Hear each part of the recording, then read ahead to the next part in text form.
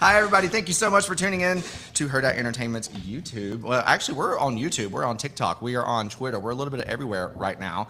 But the main place that we are is in Omaha, Nebraska with the one and only Abby Lee Miller.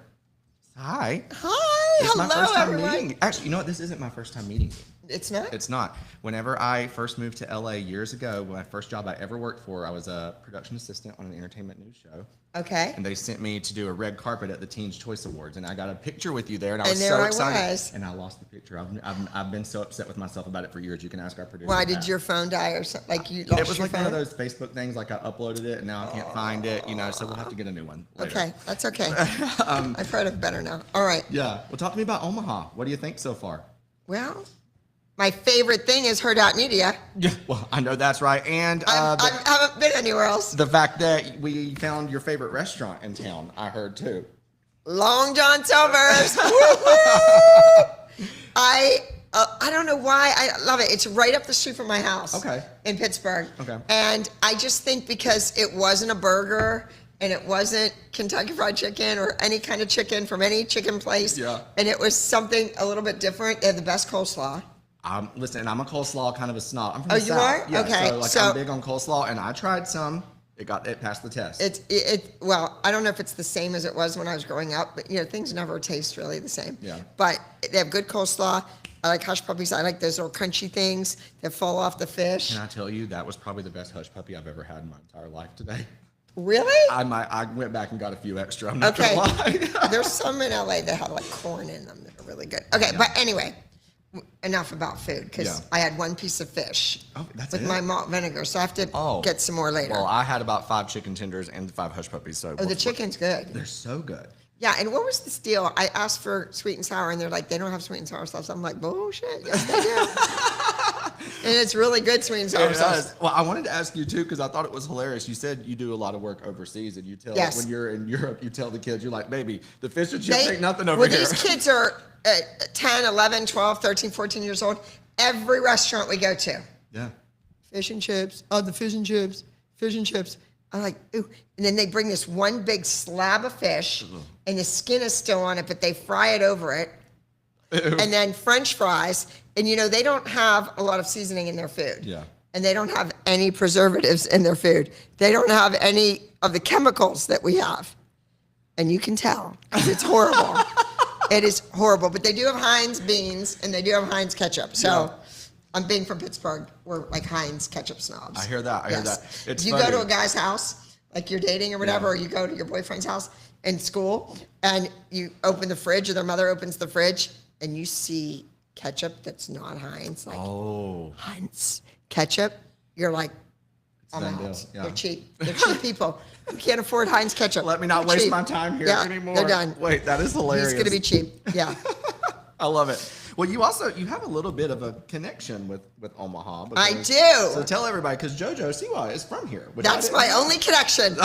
Yes, JoJo Siwa is from here in Omaha, and McKaylee True, the winner of season 2 of Abby's Ultimate Dance Competition, is from Lincoln, Nebraska. Okay, so yeah, I just found out earlier Lincoln's like, 45 minutes away Yes, from here. so something it's, like that. wait, you weren't born and raised here? No, I'm from North Carolina. I'm just here How visiting the for hell your did you trip. get here? I'm here visiting for your trip. No. Yes, I'm here to do this. Oh, well, I know lots of people in North Carolina. Oh, what part? Charlotte. That's where I live. My friend has a dance studio with 2,000 students. Who? Michelle. Her name's Michelle. Well- It's called Miller Street Dance Studio. Oh you would my think it was gosh. mine. You would. Because I'm Miller. Yes, I tell her that all the time. I love that. Fantastic teacher, great studio. Okay. But speaking of JoJo, I heard, isn't her mom coming to your event here? Or is she popping by while we're here? No. She's not? I thought I heard that No, she was. but she keeps texting me every 5 seconds with another place to That's eat. what it was. Well, listen, somebody is a good Wait. friend if they come through with a food recommendation. when Yeah, they're out of well, town. they're all about the food. They eat a lot. No, I shouldn't say they eat a lot. They order a lot of food. I had Christmas dinner with them. Okay. And they ordered it? Yeah. And the language at Christmas dinner, Like bad language? potty mouths. Well, is that Potty the mouths. one day of the year we need to tighten it up a little bit? Christmas Day after Mass? Yes, one would think. Okay, so this is the last incoming text. They also have gas stations. These are called Casey's, and they literally have the best pizza and donuts. guess we'll have to go find those out, right? Right. Also, they have these things. They're going to make you and I. What are they called? What are the thing you were eating for lunch earlier? A runza. Have you heard of a runza? A runza. We're supposed to try one later. It's a very an Omaha a sweet thing or a savory? Oh, sandwich. Yeah. Maybe they can't say sandwich. I don't know. I don't know. But I also have the address of JoJo's childhood home. No way. Yeah, we're gonna go. That's so cute. So I'm guessing they don't live there anymore. No, I guess they sold the house. Yeah. But Tom, the dad, his parents' home, they kept here. But his mom lives in Palm Springs. Okay. JoJo kicked them out of her house. Her mom and dad gave them the boot. So they bought a house in Palm Springs.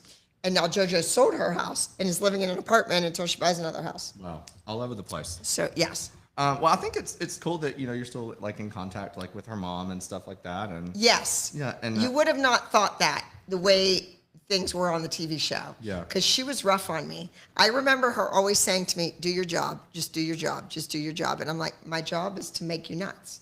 I'm doing my job. I just left and walked out, and that made you go crazy. So I'm doing my job. What was the transition period, you think, where you said maybe you wouldn't have expected that watching the show? No, because I was really tough on JoJo. Yeah. But the mom knows that it gave her more airtime. It got the kid's name out there more than it ever had. And the people that she met at my studio in Los Angeles are the people that are responsible for Boomerang, the video that has over 1 billion views.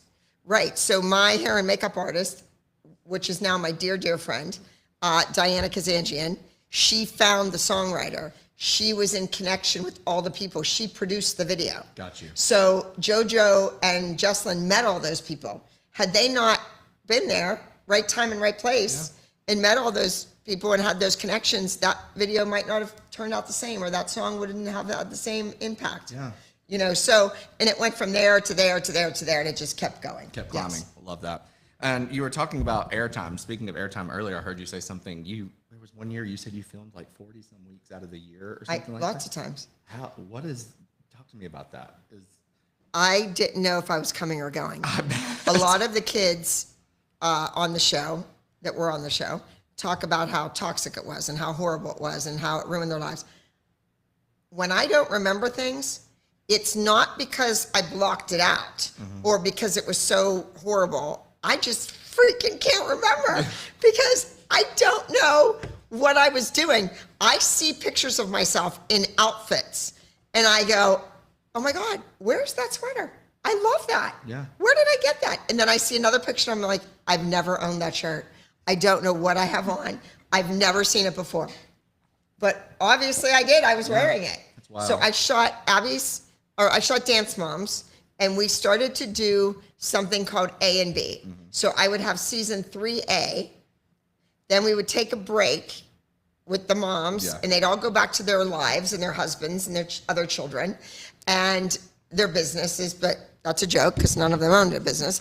All right. And then I would go to LA and I would shoot Abby's Ultimate Dance Competition for 13 weeks. Gosh. Okay. Yeah. Then I'd come back to Pittsburgh and shoot the B season. So season 3B, another 13 episodes, another 2 clip shows, another special. I was literally on, and then I heard the other day from Satan, this producer, that there were times when we shot 30 episodes, not 26, 30 episodes. That's crazy. So I was probably like 48 weeks of television, and there's only 52 weeks in the year. That is unheard of. Do you know how much money I should have sitting in the bank? I should have a ton of money sitting there. I should. Yeah. But I was never getting paid what I should have been getting paid. Really? And the production company was very sketchy with a lot of the checks I was getting, the money I was getting. And they would pay you on a Saturday, and I would be on set. That was the competition day. So I'd have a certain purse, and I'd throw it in there, and then I would go home and use my regular purse, my like big tote bag, and I was never cashing the checks. It was bad, and I'm very bad with that type of business stuff. But they should have looked out for me. I think I was their talent. They should have had my back. You have they should have nothing looked without out your for talent. me. You have nothing without That's your right. cast, so. And they should have watched out for me, and they didn't. Yeah. It was like I overheard too that someone used to walk around the office of the production company at Collins Avenue Productions walk around the office saying, like, she's so stupid. She doesn't even know how much money she's missing from us. Oh my God. She doesn't even know what she hasn't been paid yet, and stuff like that. And it was because I was running a business in Pittsburgh, running into the ground. I was running 2 dance workshops, one in the city of Pittsburgh and one at my studio. I was trying to work on social media at the time, and I was shooting 12 hours a day. Yeah. My mother was dying. My dog died on the show. There was a lot of stress, a lot of, and I don't like to use that word, but I did it. And I made Lifetime Television a lot of money. This is true. A lot of money. And I made a lot of pop culture iconic moments. Yes, I did. Let's I not did. forget that part. Yeah. Well, were there any, and I hate that, honestly, as someone who, I told you I worked in production for a long time. Yes. And so, I always took pride in getting close with talent and having that trust in relationships, because I think that it's important for both ends, and so it is. It makes me sad to hear that, but was there anyone throughout all those years of filming that you did stay close with production wise, or anyone you did trust? No. Wow. Trust? No, not a freaking soul. Welcome to the world. My hair and makeup, Diana. Listen. Diana Kazanjian, the hair and makeup girl who's now my dear friend and my bookkeeper. There you go. So there you go. Well, if you're going to trust anybody, She it's got to be pays the my hair and bills. makeup girl. Yes, yeah. Well, you know what? I don't want to get her in trouble, but she used to, she's doing my makeup, and I would lay down because I'd have to sleep during some of it. Because I didn't sleep well. I still don't. And I would lay down, and she would come, and she would literally be doing my eye, and she would get so close to me, and she'd go, "So-and-so's outside. Kathy's here this week. She's outside the door. I'm just tipping it." And she would let me know. Just give you a heads up. She would give me a heads up so that I could at least be mentally prepared a little bit. Because they'd be setting you up. Setting me up to tank. Yes. And it's like, well, you were kind of leading the charge, but it's crazy to think that it looked like you were running the show, but now they were out there setting you up. And it did seem like I was running the show. However, there might have been a little bit of jealousy, I feel. Okay. I feel like sometimes behind the scenes people want to be in front of the camera. Okay. And they're not. They started out trying to be in front of the camera, and they failed miserably. So they're behind the camera, and they are a little jealous that I'm having all this. And they want to set me up. And God forbid, coming from experience, God forbid those jealous people get into a position of power in the production crew, because they will make talent's life miserable. That's what they did. They absolutely will. Yes. Girl, we got to talk to the choir now. Yes, okay. We're going to get on to some hot topics. A little bit back to JoJo. She just finished a really big headline-filled. She got my job. I was up for that. I was up for Big Brother. Okay, I was going to ask, would you want to do it? Talk to me about I was that. up for it. I said yes, I would do it. I wanted to do it. There was a situation with the bathrooms. Okay. That you have to share them. Okay. And that just really wouldn't have worked with. I have a handicap toileting chair. I have some other equipment. Yeah. That has to be involved, and so it wouldn't have worked to share a bathroom. Yeah. Do you think could it be something that could work if there's time given to make it? I think if they did a Big Brother house where there might have been another bathroom with private. Okay. For me. So if they can accommodate that, we'd be good to go. Yes, we'd be good to go. So listen, folks. Dropping some hints out Yes, here. and then also, I've been offered a lot of shows where there's a show, I'm a celebrity. Get me out of here. Yeah. But how can I live in the woods on a tent for sleeping on a cot in the woods? They're bizarre. They offer me these shows. Would she do it? I'm like, yes. And they're like, and then they're like, oh, wait a minute. Absolutely not. They forget about the chair, I think. They do. Yeah, well, I mean, you never know. Maybe Celebrity Big Brother will work out. I think that would be a really good spot for you, I feel. Yes. We'll see. Well, she was third.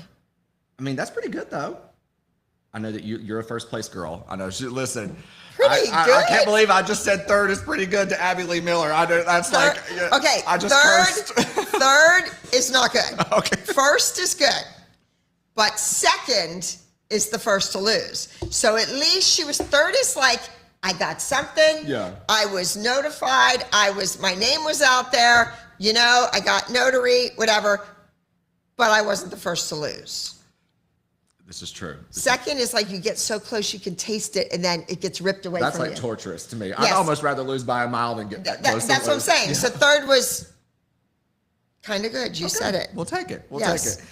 Well, as we wrap up, I just want to make sure that everybody watching knows, because you have not only your live podcast event in Omaha tomorrow, you have some classes and stuff going on as well. I do. I'm teaching tomorrow, 11 a.m., 12 noon.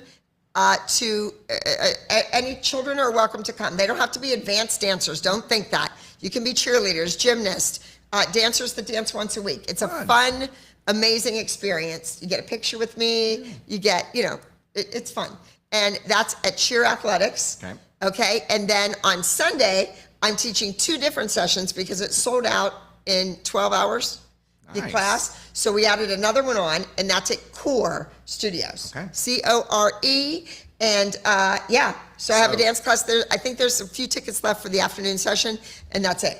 Well, plenty of opportunities if you're in the area to see Abby. You've got the live podcast. But tomorrow night's the big party. Listen, that's where we're going to be whooping it up. Absolutely. Yes, that's when, if you want the dirt, that's where it's going to come out. I'm spilling all the tea and maybe a few drinks. Oh, I ain't spilling no drinks. I'm going to be drinking them. But we're going to have a transfusion, and we're going to have kamikaze martini. Yes, it's going to be so much fun. And as always, of course, catch new episodes of Leave It on the Dance Floor every Tuesday, everybody. So thank you so much for tuning in. Thank you for chatting with me today. Thank you for being here. And Omaha, we're not done with you yet. We're still going to be around this weekend. Oh, we have a lot to do in Omaha. All right, everybody, thank you for tuning in. We'll see you next time.